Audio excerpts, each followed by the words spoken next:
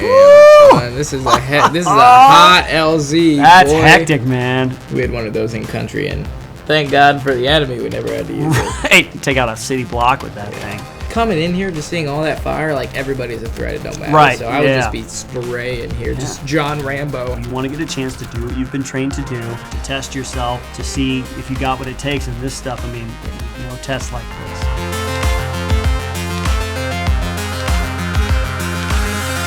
Hey everybody, my name is Cameron Fath. I was a former Army Ranger out of 2nd Ranger Battalion in Fort Lewis, Washington. Hey everybody, I'm Israel Wright. I was a Special Forces Green Beret out of 1st Group, also out of Fort Lewis, Washington. And we heard you. We got some fun notes here for all the missions that we're going to be doing today. We know what we're talking about, so let's get right into it. Going back to Nam, baby. Back to Nam. Heavy duty. I wish I was in Vietnam. That would have been so much fun. Just constant CCR blaring over Black Hawk. You got dudes taking bong rips out of a shotgun. Vietnam was the time to be alive. Vietnam is actually where Special Forces, the Green Berets, actually got a lot of the structure that we see today in terms of the team structure and size, the purpose of what we do, kind of what we're about. A lot of foreign internal defense, guerrilla warfare, cultural engagement. We did a lot of that. That really came to full fruition in Vietnam for us. Looks like we're going after Perseus, huh? He looks like a bad guy. I mean, look at that face. Oh. Yeah, let's go. Tiger stripe camo. I love it. You got the shoulder knife right there. The machete. This looks amazing. This is why I want to be alive. There was no standards. You want to draw anything on your helmet? Go for it, buddy. You want to run around with no shirt on? Do it. Especially these guys, Mac V, SOG, they did, so that's some clandestine stuff right there. That's some Black Ops stuff. Man. These are the guys you want to be. I like the smell of napalm in the morning. Oh, I got it in there. Apocalypse now, baby. No smoking.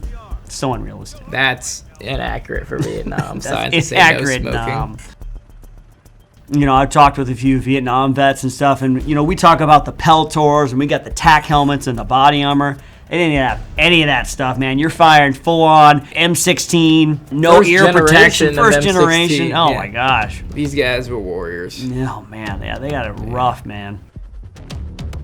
Unsat, no porno. There's no porno in the Army that you know about. Got miniguns outside of this, Huey. They're ready to go. Love it. Going to pick up the package. You hear put like dice in a vehicle now? Oh man, yeah, any little personal knickknacks and trinkets and stuff, just to kind of make it more personal and fun. Make it feel like home. Yeah, make it feel like it's yours. Love the minigun. Love the flying in formation, the Huey formation. Yeah, that's back when they had air cav. Yeah. Going after Colonel Kurtz here. Q. Me to wave the flag. Damn, this is a hot LZ. That's boy. Hectic, man. I love it. You got that minigun there, but you boys would be in some deep shit. They shouldn't just store barrels of gasoline on their rooftops like that, if they know we're coming. That minigun tearing things up. I got to fire a minigun only once. With the stuff that we were doing, it wasn't a practical thing that there was much need for. We thought that, so I didn't encounter them all that often, but man, sick. We had one of those in country, and thank God we never had to use it. Well, I mean, thank God for the enemy, we never had to use it. Hey, take out a city block with that thing. It's funny, this urban environment right now, that was what I went through. That was what we trained for, where we were always in urban environments when I deployed. In Iraq, we were always in cities and stuff. So this is like, even though it's Vietnam, it's actually not a whole lot different. I wonder what their training was, because, we were trained in urban environments. They'd have whole mock-ups of towns and villages and stuff. I wonder what these guys kind of went through. There's only 2 guys trying to go through this entire village, it seems like. That is almost impossible to do. That's super spec ops. There's so many variables, and you only got 2 guys, I like it. It's moving through. Clearing by fire. I like the tactics. These seem like some modern day tactics in Vietnam. Oh, right over the edge. Clearing by fire is something that typically would definitely go on, especially in a hot LZ. I don't even know who's there, and coming in here, just seeing all that fire, like everybody's a threat. It don't matter. Right. So I would just be spraying here, just John Rambo under. What does he got right now? Do you recognize that? An RPD, I think. Yeah, belt fed. That's not an M60 though. Not an M60. Jiminy Christmas. All that damage was previously just done by us coming in. I didn't take this path when I played through this myself. I went down kind of below on the street level. I love they have different avenues of approach. You can kind of choose your own adventure in terms of how you're going to get to your objective in this. I love it. They don't bottleneck you. You can do whatever you want. Yeah.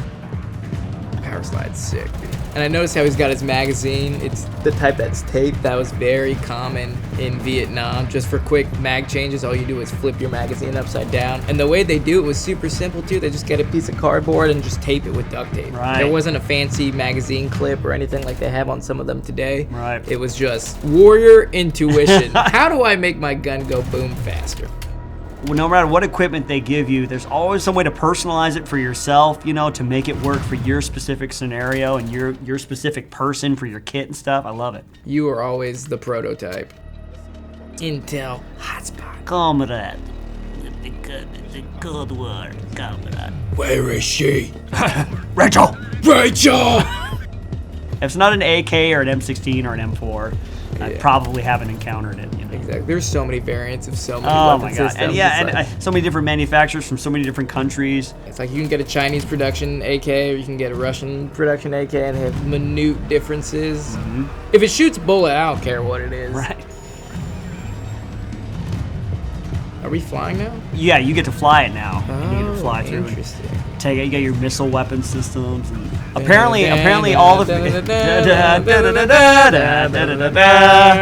apparently all Vietnamese houses store gasoline. I've never known a little thatch roof hut to explode like that. They got the bridge, dude. You got RPG teams on. Rice paddies and everything. Welcome to the rice patties, motherfucker. Yeah, and they got little encampments and stuff right in the side of, I guess that would be the hard part about fighting in the jungles, man. Anywhere you step could be an encampment or a gun placement or a guy hiding out, you know? Yeah, they definitely got the Hollywood reload going on right now, though. Look Oh, at yeah. that infinite amount of rounds. What a wet dream. That is one heavy chopper right Yeah. there. This place looks beautiful. It's too bad it's a war zone. Yeah, this would be such a fun mission to play.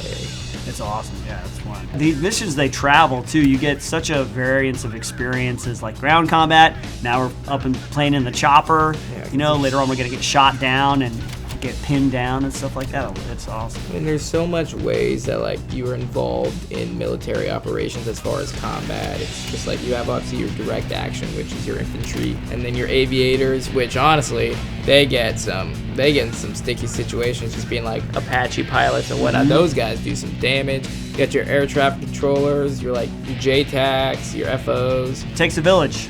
Exactly. Yeah, that's one built up Bob right there. How long do you think this guy's been playing Clash of Clans? So hairy, man.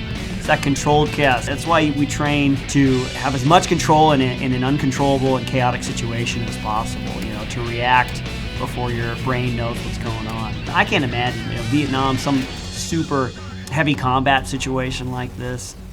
Man, there's so many stories, so many books Oh my coming out of the Vietnam era Yeah. that you just read and you're like, what kind of human? This person's not human. Yeah. You're like, this didn't happen. Oh There's my no gosh. way. Yeah, and Medal of Honor winners and things Yeah, like that. ridiculous. You hear about things they did. And I will take any credit for the things that I did in my military service, but then you always look back and you're like, well, those are the guys right there. The stuff that they had to put up with and the stuff that they did, unbelievable. And the thing is, everybody wants to, but you never really choose when it happens. So, like, there's people that want this to happen, and there's people that want to experience this stuff. They don't get to choose when to deploy. They don't get to choose when stuff happens. It's just all chance. It's all chance. You want to get a chance to do your job. You want to get a chance to do what you've been trained to do. And, you know, for a lot of people to put yourself in that situation, to test yourself, to see if you got what it takes in this stuff, I mean, there's no test like this. So somebody had the bright idea of maybe having a nuclear weapon as a contingency plan, bringing it into Vietnam. Then Perseus, the Russian agent, gets wind of this, and so he has the Viet Congs attacking this base. So we got to get this thing out of here. So we're going in, we're dropping in just now. They're bringing it up. We're going to try to get the nuclear weapon out of here, but it doesn't go very well, as you will see. Well done. We got the nuclear weapon on board with us. This is great. Totally fine. Everything's gonna go fantastic from now on. Good luck, guys. We're out of here. Whoa! Oh, hello. Uh-oh. That's why you wear safety harnesses. Oh, no. I like how Adler's just like, I'm just going to stay here. You got him, right? Let's hold on for dear life. Well, I guess he is holding on to the nuclear weapon, so that is important. Some things more important than others. It's a good thing you wore your seatbelt. This guy upside down? Oh, we're upside down. Okay. That's awesome. And I'm tripping out. It wasn't uncommon for soldiers in Vietnam to take psychedelics. What? Don't do that, kids. Don't do drugs. Wait, I'm still Mark confused. this smoke. Mark this smoke. Pop and smoke. Now we got the M60. Now it's Rambo First Blood Part 2. Exactly. Just need a bow and arrow with explosive tips. Nothing is over! Nothing! You know, like, Rambo was a Green Beret. I don't know if you guys knew that. That's... claim that. You know what's very interesting is like the fact that he's reloading the M60 when there's like still rounds present. Typically, you know when you're out because the bullets, no bullets, no shoot. Oh, napalm. Danger close. Danger. Oh, really close. Really close. Okay, you're about to get down. Nuclear weapon. At least the nuke didn't go off. See, I'm on that guy's page. Oh, Sims. Yeah, we looked it up real quick, and apparently there was kind of a plan to bring a nuclear weapon in as a contingency or something, but it was vetoed by Lyndon Johnson. Yeah. Probably for the best. Taking away all the fun. Man, I'm a fan of Cold War. That was awesome, man. I love the flashback scene, the Vietnam stuff. Vietnam, baby! I loved it. I love anything to do with Vietnam, so that was great. It pumped me up. All right, guys, for more videos like this, go ahead and check out Gamology's Facebook and YouTube page. They give it a lot. See, we have notes, people. Oh, going up to a spirit in the sky. Edit the Platoon.